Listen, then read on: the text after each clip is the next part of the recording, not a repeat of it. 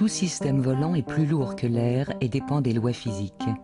Le planeur vole parce qu'il tombe. Pour imiter ce que fait spontanément l'oiseau, l'homme a développé les plus abstraites de ses facultés. Le remarquable supersonique Concorde s'envole pour la première fois en 1969. Grand oiseau blanc qui fend l'air dans la meilleure équation aérodynamique.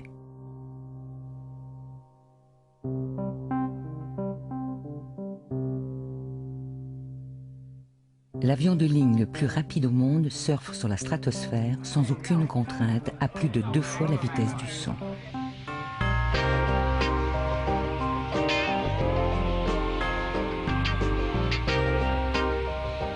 D'une conception révolutionnaire, il est la plus belle machine volante jamais construite.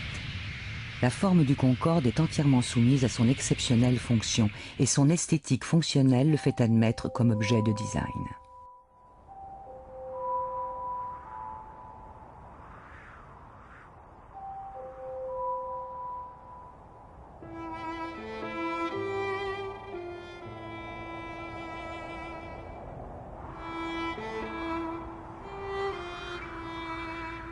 Avec le règne industriel, l'homme va réaliser le rêve fou d'Icare. Mais il lui faudra des siècles pour quitter la Terre. Après d'incalculables bonds et autant de chutes fatales, les oiseaux mécaniques vont vite prendre possession du ciel.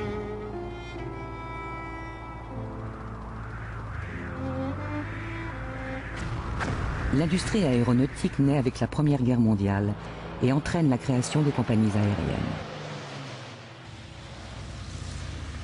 Les embarquements des passagers s'effectuent en plein champ où sont transportés bagages et sacs de courrier. En 1919, l'axe Paris-Londres devient la première ligne internationale.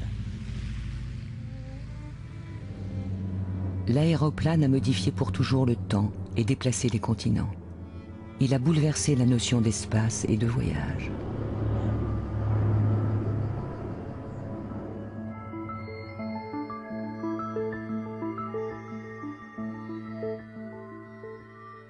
Au début des années 50, prendre l'avion est synonyme de modernité et d'aventure.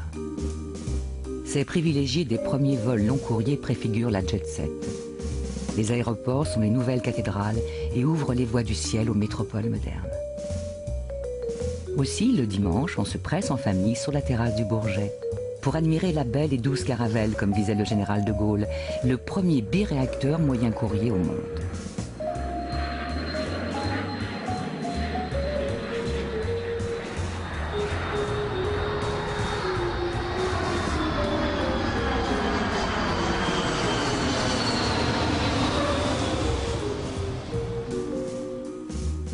À la fin des années 50, la vitesse fascine et le rêve absolu est d'aller plus vite que le son. Tous les constructeurs de moyens de transport travaillent à rattraper le temps. Les records s'enchaînent et en 1957, les Britanniques atteignent 2 fois la vitesse du son, soit Mach 2 en mesure aérienne, comme le Mirage français en 1958. Mach 2 va 2 fois plus vite qu'une balle de revolver. L'onde de choc précède l'avion subsonique. Quand le supersonique la dépasse, il traverse le mur du son, ce qui déclenche le fameux double bang.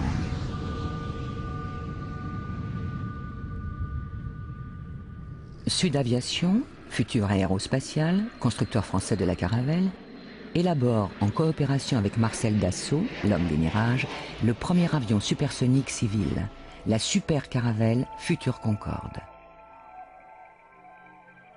En même temps, British Aircraft Corporation travaille sur le Bristol 233 avec les mêmes ambitions.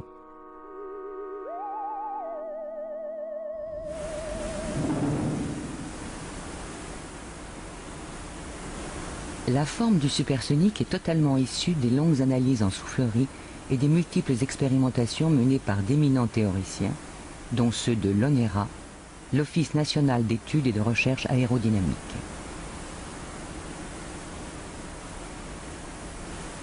Les entreprises françaises et britanniques établissent toutes le même constat. La formule aérodynamique idéale est l'aile delta. La lettre grecque donne sa forme et son nom à cette aile en triangle, à flèches prononcées, aussi fines que possible, avec un dessin de contour dit gothique, qui permet grande vitesse et grande lenteur.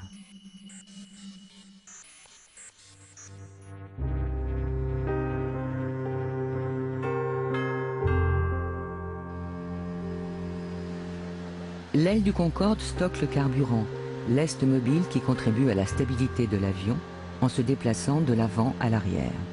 Il sert aussi de réfrigérant au fuselage.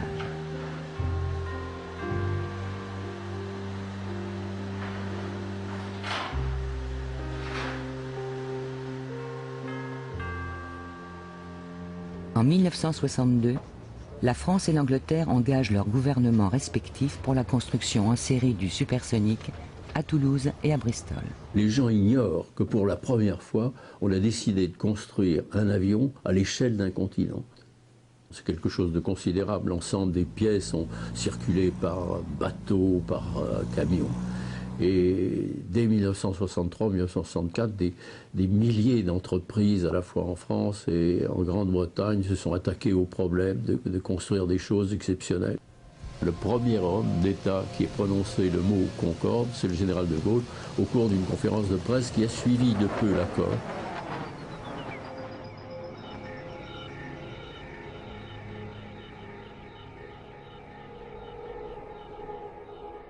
Les industries européennes veulent manifester leur renaissance et inventent une technologie alliant légèreté à résistance.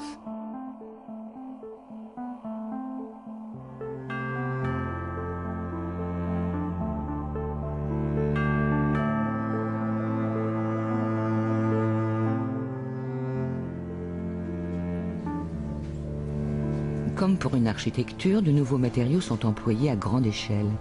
Usinage d'aluminium, téflon, titane, carbone, réfractaire et composite. Tous ces matériaux, parce qu'ils sont résistants et légers, envahiront notre espace domestique.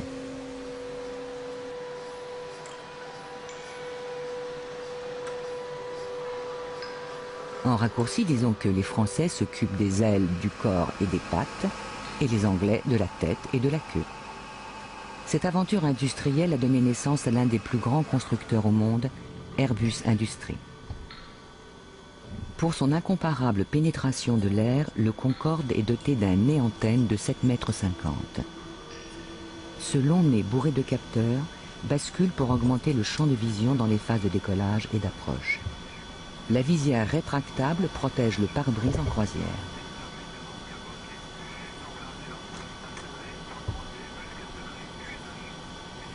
La petite tête du supersonique est révolutionnaire et concentre l'effervescence industrielle de l'époque.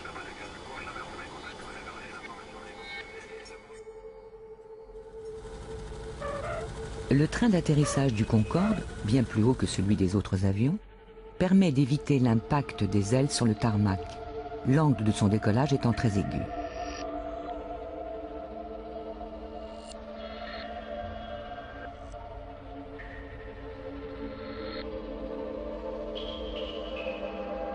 De leur côté, Rolls-Royce et Snecma s'associent pour moderniser le moteur Olympus. Les 4 réacteurs supersoniques d'une puissance de 280 000 chevaux sont encastrés sous la voilure.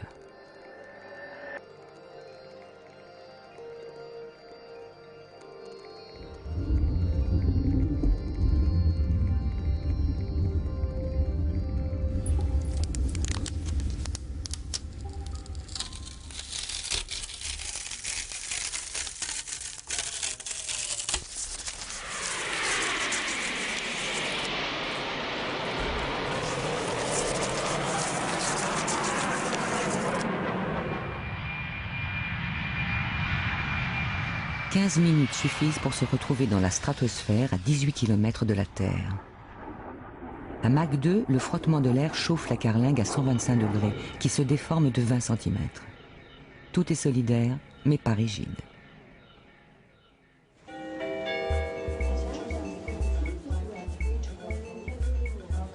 Après 7 années de construction et 7 années de tests et vérifications, Concorde commence sa carrière commerciale en 1976.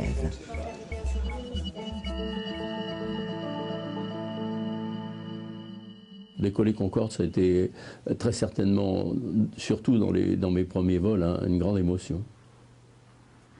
Bon, on a l'impression que c'est un petit animal dans ce moment-là parce qu'il a été construit très souple. Son toit est très très très souple. Et donc pendant le décollage, il ondule légèrement. Et donc vous êtes à la pointe complètement à l'avant. Et vous ressentez ces mouvements très lents. Et puis d'un seul coup, il est en l'air. Et là, il fait tout très vite, très fort. Et sur DC-3, lorsque je voulais faire un virage, je me préparais et je faisais un effort. Déjà, sur Caravelle, c'était une révolution puisque l'avion avait une assistance hydraulique qui donnait beaucoup de souplesse. Sur Concorde, non, ce n'est pas ça du tout. Il suffisait simplement de penser. La beauté de Concorde est quelque chose de... C'est une révélation. J'ai fait un Paris-Lyon en 12 minutes. Vous ne pouvez pas, par rapport à tout ce que j'avais fait avant, mais c'était un véritable bonheur. Donc je veux dire par là que est-ce que ce ne serait pas simplement parce qu'on est bien quand on est dedans et qu'on est heureux? Je crois que c'est ça. La véritable équation de cet avion, c'est qu'à partir du moment où vous le regardez, le moment où vous le touchez, vous êtes conquis. Vous êtes, ça y est, c'est terminé. Vous êtes amoureux.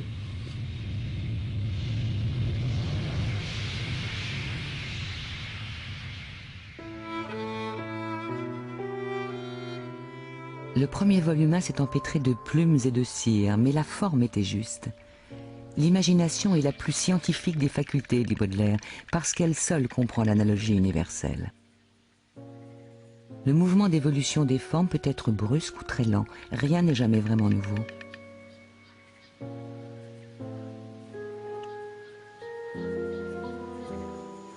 Mais parfois apparaissent de troublantes similitudes, comme l'os le plus emblématique de l'oiseau, où s'accrochent les muscles des ailes et qui semble ici un vrai Concorde. Comme ces pointes de flèches taillées par des ingénieurs préhistoriques.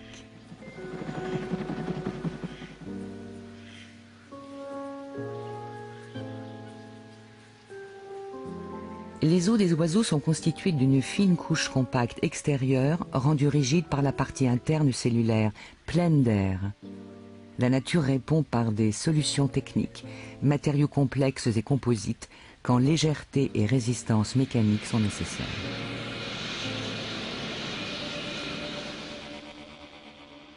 Qui d'autre que le français Raymond Loewy, pape du design industriel et incarnation du rêve américain, pouvait concrétiser à bord cette nouvelle conception du voyage? C'est à son agence de Paris, la CEI, Compagnie d'esthétique industrielle, qu'Air France confie la réalisation de la longue cabine effilée du premier Concorde, si étroite qu'elle tient dans un réacteur de Boeing 777. C'est à Michel Buffet, directeur du design transport, qui confiait le cahier des charges. Je comprends les gens d'Air France. En fait, nous, ils nous voulaient parce que mon Loewy était un monsieur qui avait un pied aux États-Unis et un pied en France. Il avait une parfaite connaissance, et depuis longtemps, des voyages transatlantiques, et même avant l'avion. Hein. Nous étions les seuls à envisager des disciplines très différentes, comme l'image de marque et le packaging, comme le design industriel, comme l'environnement et l'architecture commerciale, comme on appelle maintenant, etc. quoi.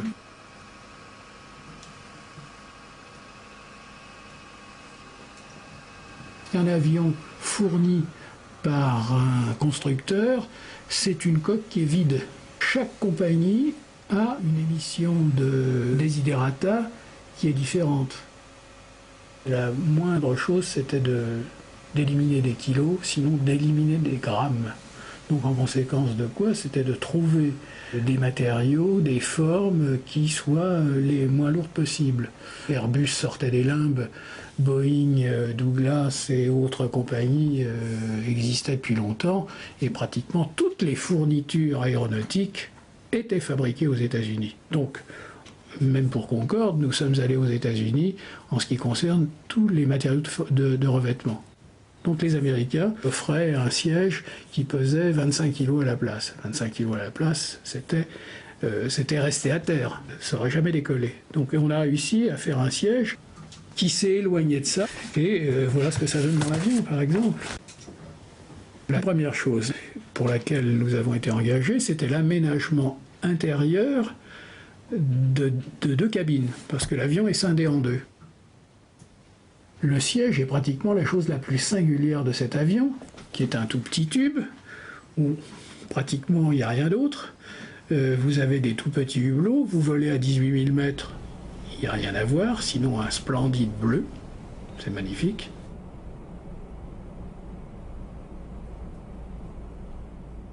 Qu'est-ce que voit un passager qui est assis dans son siège? C'est le dos du précédent. Alors le dos du précédent, on a essayé d'y penser en proposant une tablette qui se coupe en 2 afin d'avoir un peu plus de place et de proposer au niveau haut du siège un ensemble d'aménités derrière une trappe qui s'ouvrait, qui comprenait les consignes de sécurité, ce qui n'était pas une mauvaise idée, on avait ça vraiment à disposition, un miroir de courtoisie, et puis là, un petit empochement dans lequel on trouvait ce que beaucoup de compagnies offrent à ses passagers, et mieux encore. Il m'a semblé qu'il était intéressant d'offrir à ces gens une espèce d'intimité que l'on pouvait trouver au niveau de la tête, où c'est vraiment l'endroit du corps où on aime moins entendre les bruits de passage, les bruits de voisinage, enfin, etc. Ce qui m'a fait penser à cela. Et en fait, de vouloir faire un habillage qui passe au-dessus de la tête. Puis, on s'est aperçu que ça prenait beaucoup trop de place et que là, on fermait beaucoup l'espace.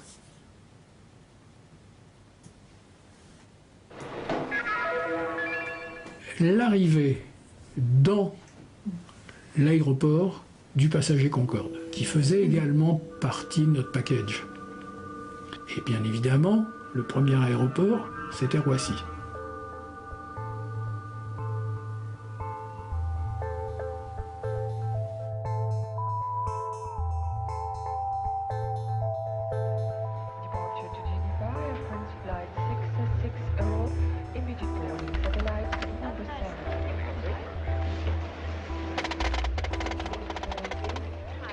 Sur le Concorde, le personnel navigant n'est plus en uniforme, mais en robe d'hôtesse dessinée par Nina Ricci.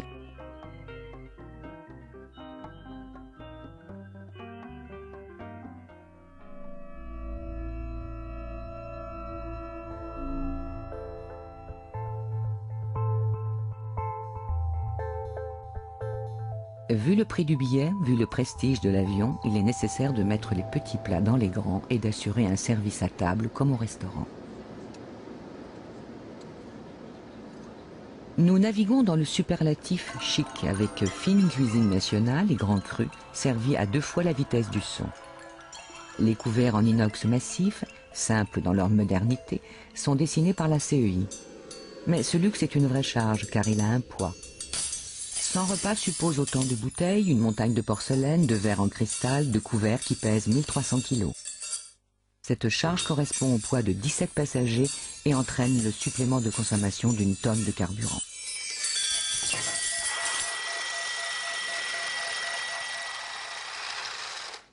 Pour les 10 ans du Concorde, la cabine vire au rouge, puis se standardise en jaune et gris. Le Mach-mètre passe au vert. Pierre Gauthier Delahaye, ancien membre de la CEI, est appelé comme second designer.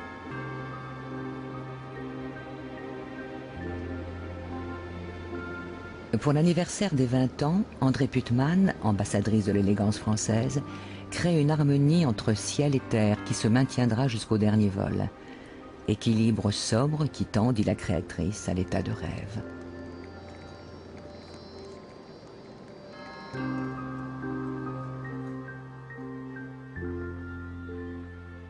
Le Mach-mètre prend la couleur du ciel.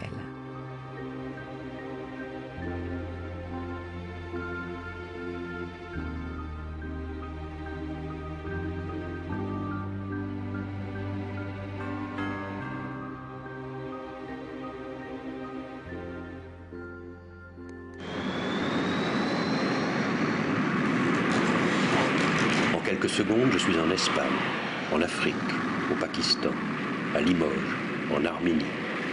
Je survole la Suisse. Devant moi, les lavandes du Luberon, Cologne, une lotion de Tahiti, un savon de Marseille, une douceur océane. Puis, vers Épernay, je passe le mur du Sceau. À toute vitesse commence un enchaînement vertigineux. L'Alsace, la Lorraine, Algérie, Chili, Nice, Ceylan, Delhi, Paris enfin, où je me pose en douceur, étourdi et heureux.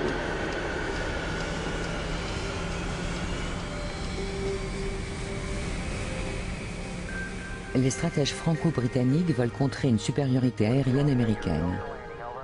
1969, les États-Unis, en rivalité avec l'Union soviétique, se concentrent depuis une décennie sur la conquête spatiale. Le premier pas sur la Lune coïncide avec le premier vol du Concorde, qui reste une invention aussi majeure que la navette Apollo. Concorde a été conçu pour relier New York à Paris et Londres. Dans les 60s, la France, confrontée à une modernité débridée, lorgne vers l'Amérique. L'anglais, c'est chic. Concorde attire des passagers hors du commun. Chefs d'État, jet-set international, des personnalités très occupées qui veulent arriver avant de partir et éviter le décalage horaire. Mais l'essentiel des voyageurs sont des hommes d'affaires qui veulent gagner du temps.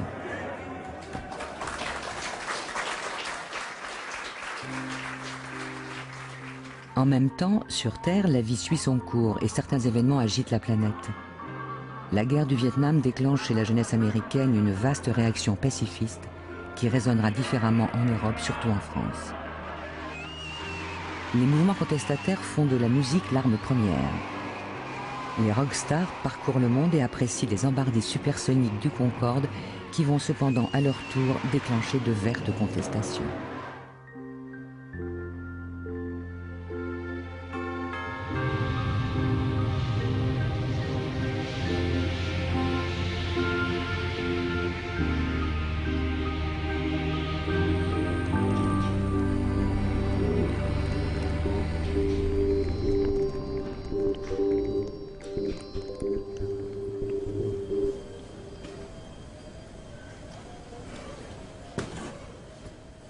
Concorde, unique dans sa forme et sa technologie, est un ovni parmi ses congénères, comme son contemporain, le Boeing 747, qui embarque 5 fois plus de passagers. Ce jumbo jet, haut comme un immeuble de 5 étages, annonce la politique de l'accroissement des transports. L'esthétique de ce géant a plus à voir avec un cétacé qu'avec un oiseau.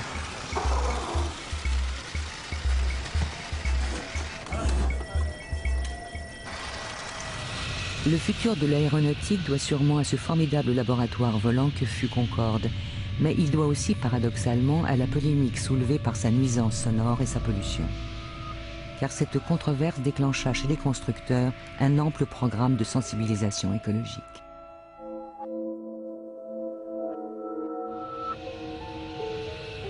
Concorde a suscité des controverses. Il est un échec économique. Mais le panache de cette machine unique est d'intérêt public. En 25 ans, ce symbole franco-anglais, devenu légende, a réuni les politiques, battu tous les records de tour du monde, s'est transformé en observatoire volant pour suivre les éclipses de la fin du siècle. Le passage de l'an 2000 est fatal pour le supersonique. L'oiseau blanc ne nous fera plus rêver, mais pour le souvenir, ces messieurs les Anglais ont encore tiré les premiers et ont élu le Concorde plus bel objet anglais de design du XXe siècle. Le design touche au mythe.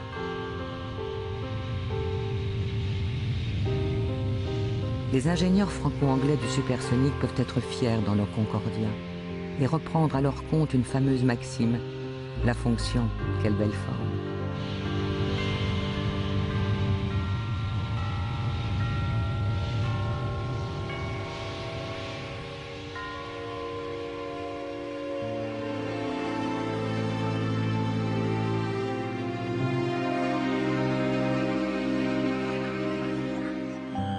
Dans les prochaines décennies se dessine le grand retour de l'aile volante, créée dans les années 30 et inspirée de la chauve-souris. Avec ses réacteurs pris dans le fuselage, Cet aéronef allie silence, économie et somptueux design. De nouvelles technologies vont bientôt permettre à ces vastes vaisseaux blancs d'embarquer tout simplement dans l'espace aérien du futur.